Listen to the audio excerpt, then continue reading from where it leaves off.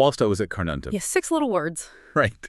It's just this location stamp right at the very end of the text. But when you look at where Carnuntum actually was, it completely changes how you read the whole document. Oh, absolutely. It takes it from this sort of abstract philosophy to something deeply visceral. Welcome to the deep dive. Today we're unpacking a text that feels less like a book and more like, I don't know, a survival guide written in the dark. We are looking at Book 2 of Meditations. And just to set the scene here, because I think this is crucial, Carnuntum was not some sort of vacation spot. No, not at all. It was a major military fortress right on the Danube River, the absolute northern frontier of the Roman Empire. So you have this man, a Roman, a leader, surrounded by what he literally calls warfare and a mere pilgrimage. Right. It's freezing, it's dangerous, and he's writing these thoughts to himself, probably late at night, just trying to keep his sanity intact. That is the vibe that really grabbed me. Because we usually think of philosophy as something people do in comfortable armchairs. Yeah, in a cozy study. Exactly. But this is written in the mud. And the central tension of Book 2 isn't even about how to run an empire or win a war. It's about something that honestly felt almost uncomfortably modern to me. It's about procrastination. Yes. It's like this ultimate stop wasting time manifesto, but written thousands of years ago. Which is fascinating because he frames it as a conversation about the true nature of the world and what he calls the distempers of the soul. The stakes here aren't just about being productive. The stakes are life and death. Yeah, let's get into that. Because the core theme here is really this urgency of right now. Right. He starts with this pretty terrifying reminder. He says, you have a limit of time appointed unto thee. It's not infinite. And he says, if you don't use this specific moment to calm and allay your soul, basically to get your head straight, that time is gone. And the kicker is, it will never after return. That phrase hit me so hard, never after return. I mean, we always think, well, I'll fix my mindset tomorrow, or I'll start living properly next week. And he's essentially saying, no, you won't. Because you might not even have next week. Exactly. And that leads right into one of the most famous and probably most misunderstood ideas in this text. He instructs himself to perform every single action as if it were his last action. Okay, yeah, let's dig into that one. Because I think when people today hear, live like it's your last day, they interpret it as some sort of wild hedonism. Right. Like, eat the whole cake, quit your job. Yeah. It's a reckless abandonment. But that's the complete opposite of what he means here, isn't it? Complete opposite. He's not talking about being reckless. He is talking about precision. Think about it. If you knew for an absolute fact that what you are doing right now was the very last thing you'd ever do, would you be distracted? No. Would you be worrying about what someone's opinion of you was 5 years ago? Not at all. I'd be hyper-focused. I'd want to do it perfectly. Right. You'd strip away all the nonsense. He calls this acting with true and unfeigned gravity. He wants you to get rid of all vanity, all hypocrisy, all self-love. It's about doing the thing directly in front of you with absolute quality and what he calls natural affection. So it's less about exactly what you do and much more about how you do it. Yes. Removing the hypocrisy. He calls out hypocrisy as this major failure of the soul. If this is your last act, it needs to be honest. There's a phrase he uses to describe the opposite of that focus, which I thought was great. He talks about people who are roving and wandering to and fro. The wanderers. Yeah, and the distinction he makes is really interesting. He says you can toil and labor. You can be completely exhausted from working and still be a wanderer. It's the trap of the busy fool. They are exhausted, but they have no certain scope to direct their desires. No certain scope. Meaning they don't have a target. They're just reacting to whatever happens around them. They move constantly, but they never actually go anywhere. And in this text, that aimlessness isn't just a mistake, it's treated as a moral failing. You have to have a scope, or you're just throwing away the tiny bit of time you have. Which really brings us to the internal battle. Because if the external world is just warfare and chaos, the only place you have any real jurisdiction is your own mind. The inner citadel. Right. But in section 3, he really lays into himself. He writes, do, soul, do. Abuse and contemn thyself. It sounds so harsh, like he's bullying himself. It really does. Yeah. It sounds like terrible negative self-talk. Well, it's actually a sarcastic warning. He's saying, go ahead, keep treating yourself poorly, keep ignoring your own reason and see what happens. Because he immediately follows it up by pointing out that the time for you to honor yourself is all but done. Life is almost over. And how does he define abusing yourself? Because he doesn't mean it in a physical sense. No, it's much more psychological. He says you abuse your own soul when you make your happiness depend on the souls and conceits of other men. Man, that's a tough pill to swallow. It is. If your sense of worth relies on the conceits or opinions of other people, you have completely surrendered your power. You've taken your rational mind and made it a slave to a stranger's erratic thoughts. He makes this brilliant observation right after that. He essentially says, I have never seen a man become unhappy because he didn't know what was going on in someone else's soul. But if you don't observe the motions of your own soul, you are guaranteed to be miserable. It's the difference between being overly concerned with others and being self-aware. We waste so much energy trying to guess what others think of us. He's saying that's useless. True unhappiness comes from failing to guide your own mind with reason. Speaking of opinions, there's a reference in this section that I had to look twice at, Monimus the Cynic.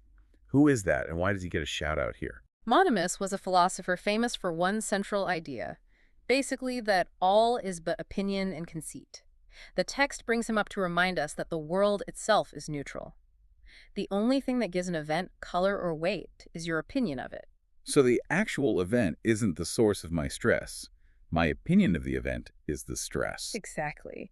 And the text notes that if you take what is true and useful from Monimus, the idea that you control the interpretation, it literally cures your distress. You just decide an event isn't harmful and suddenly it isn't. I want to pivot a bit to something that genuinely surprised me.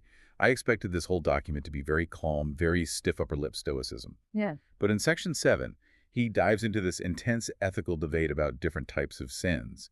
He brings in Theophrastus to compare sins of lust versus sins of anger. Oh, this is one of the most fascinating pieces of moral anatomy in the entire text. And it feels completely counterintuitive to how we think today. Because if you ask someone now which is worse, getting furiously angry and lashing out, or giving into some shameful lust, I think most people would say the anger is worse because it's aggressive. Right. Anger feels outwardly destructive.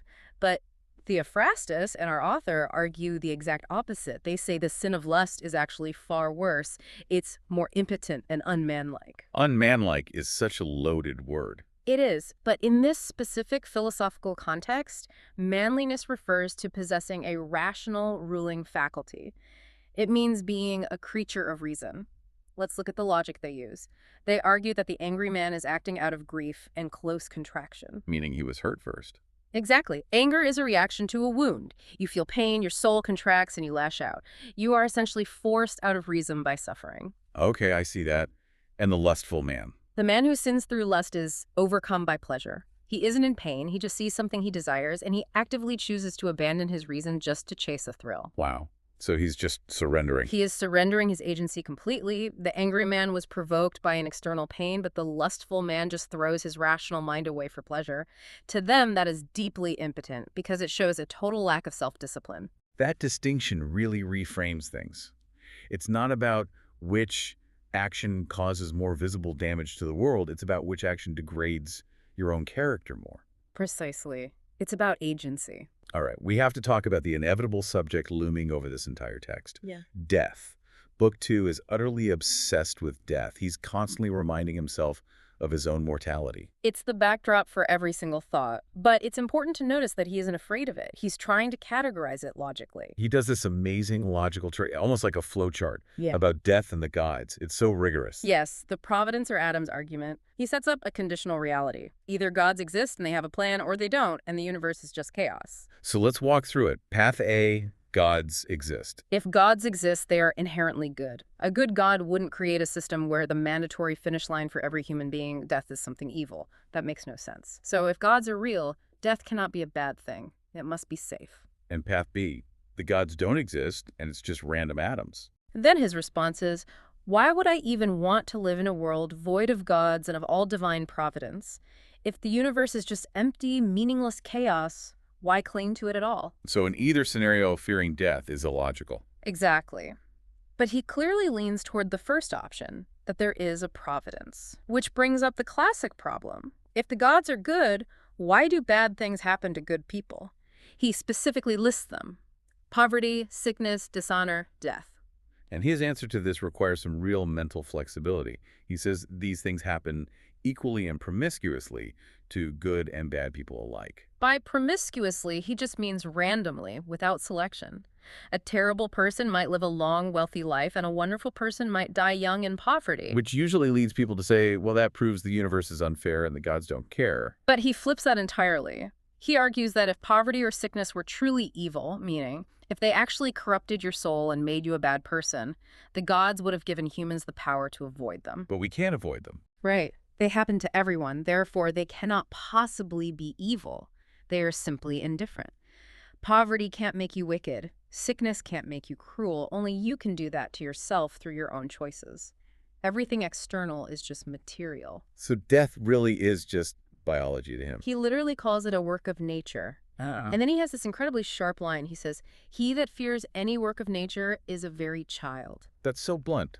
Stop acting like a child about basic entropy. It's dissolution. The elements that make you up came together and eventually they will break apart. If the elements themselves don't suffer when they change into one another, why should the whole organism fear its own dissolution? That connects perfectly to something else that kind of broke my brain. The math of death in section 12. Yeah. The 3,000-year argument. Oh, this is brilliant. It levels the playing field of human existence completely. Walk us through how he frames that. He asks you to imagine a person who lives for 3,000 years, or even 10,000 years, and then imagine a person who only lives for a few days. He says when death finally comes for both of them, they lose the exact same thing. Which sounds completely wrong at first. Yay. The person living for thousands of years has all these memories and experiences, and the other person has nothing but unlived potential. How could the loss be equal? Because logically, you cannot lose what you do not possess. Right. You don't possess the past. The past is already gone. It's spent. And you certainly don't possess the future because it hasn't happened yet. It's just imagination. The absolute only thing any human being actually possesses is the present moment, that tiny split second of now. As he puts it, for how should a man part with that which he hath not? Exactly. When the ancient man dies, he is only separated from the present moment. When the infant dies, it is only separated from the present moment. Mathematically, the loss is identical. That is simultaneously so liberating and deeply terrifying. It completely removes the fear of missing out on the future because you realize there's no future to possess anyway. And he pushes that even further with the idea of circular history, the perpetual revolution. Right, he argues that all things are just a perpetual revolution of the same times and things. Yes, nature runs in cycles. If you have observed the world for 40 years, you've essentially seen it for 10,000 years. People are born, they scheme, they fight, they celebrate, they die. It's the exact same play, just with a different cast of characters. So if you leave the theater after the first act, or stay for the whole play, you already know the plot. You aren't missing any new revelations. You've seen all there is to see of the human condition. I want to get into the specifics of what we shouldn't be doing with this time we have. Earlier we talked about abusing the soul. But in section 14, he actually gives us a concrete list. And he uses this highly literal metaphor. He calls the soul that acts against nature an apostium. An aposteme is an abscess, like a tumor. It's a growth that technically belongs to the body, but has become infected and alien to it. It's such a vivid image. Yeah. So how exactly do we become a tumor on the universe? He lists 5 specific ways the soul disrespects itself. Let's run through them. Number 1, being displeased with anything that happens in the world. That's the rebellion against nature. If it storms and you become furious at the storm, you are fighting the reality of the universe. You are alienating yourself from the whole. Number 2, turning away from or hurting others. This goes back to our social nature. He believes humans are designed for cooperation, like upper and lower teeth or hands and feet. If you let anger drive you to hurt another person, you are essentially a hand trying to cut off its own foot. Number 3, being overcome by pleasure or pain. We touched on this with Theophrastus. It's the loss of your internal sovereignty. If pain or pleasure dictates your choices, you are no longer a free, rational agent. Number 4, hypocrisy. When she doth dissemble, and covertly and falsely either doth or saith anything. He despises pretending. Lying or feigning your actions creates a fracture in your own character. It's a violation of truth, which violates nature itself. And finally, number 5, action without a goal. Doing things rashly without considering the end. The wandering soul. Every action needs a purpose. And for a rational creature, that purpose has to align with the laws of the ancient commonwealth, which is the universe. It's a really demanding standard. And honestly, reading his descriptions of life throughout this text, it can feel incredibly bleak. He does not sugarcoat anything about human existence. Not at all. I mean, look at section 15. He describes the body as a river, just constant flux and corruption. The soul is a dream or smoke. Life itself is just warfare and a mere pilgrimage. And fame. He says fame is just oblivion. It's the ultimate reality check. He strips away every single comfort we try to build for ourselves. You're rotting, your mind is smoke, life is a battle, and everyone is going to forget you existed. So if all of that is true, what on earth is the point? What is there left to guide us through this smoke and warfare? He answers that question directly. He says there is only one thing: philosophy. But he clearly doesn't mean philosophy is in, reading books and debating semantics. Definitely not. For him, philosophy is an active daily practice. He defines exactly what it consists of right there. It means preserving your inner spirit from injury, rising above both pain and pleasure, doing absolutely nothing feignedly or falsely. And the really hard part? Deep acceptance. Accepting all that happens to you, good or bad, as coming from the exact same source that you yourself came from. And then awaiting death with meekness and a calm cheerfulness. Calm cheerfulness, that is the ultimate goal. Not fear, not struggling against it, just an understanding that you are a part of nature and now you are returning to it. It feels like an empowered resignation. You aren't being dragged out of life kicking and screaming. You're just calmly putting your coat on and leaving because you understand how the universe works. You are walking in perfect step with nature. So, bringing this back down to us today, we aren't freezing in a military camp in Carnuntum. We're dealing with modern life. Commutes, jobs, family. How do we take this severe Roman mindset and apply it? I think we all have our own carnuntum. We all have our own forms of warfare and pilgrimage, the noise, the stress, the distractions. The fundamental lesson here is that living a good life isn't about perfectly arranging your external circumstances. It's about ceasing your fight against reality. It's about aligning your personal nature with universal nature. Yes. And embracing the profound power of the present moment, letting go of the past and the future, because this split second right now is all you actually own. Before we wrap this deep dive up, there's one final provocative thought I want to leave everyone with. It's from section 11, and it genuinely challenged how I view conflict. We talked about not being angry, but he takes it a step further into actual compassion. Yes, the compassion argument regarding wrongdoing. It is beautiful logic. He argues that when people do wrong things, when they lie to you or betray you or just act terribly, we shouldn't view their actions with anger. We should view them with pity, because those actions proceed from an ignorance of that which is truly good and bad. He compares moral ignorance to physical blindness. He says, look, these people literally cannot distinguish white from black when it comes to good and evil. They are morally blind. You wouldn't scream in anger at a blind person for accidentally bumping into you, would you? Right. You wouldn't take it personally at all. You might even try to help them. Exactly. So why take it personally when someone who is morally blind acts badly? He suggests we should look at them with pity and compassion. They are simply lost. That completely flips the script on how we interact with difficult people. You are no longer the victim of their malice. You are simply the person who has the gift of sight, dealing with someone who doesn't. You have the reason, so you have to be the one to maintain the calm. That is an incredibly powerful place to end. So whether you're dealing with a chaotic situation, difficult people, or just your own tendency to procrastinate, remember that it's all just nature, and you have the absolute power to choose your opinion of it. And you only have this exact moment, so don't waste it. Thanks for joining us on this deep dive. We'll catch you next time.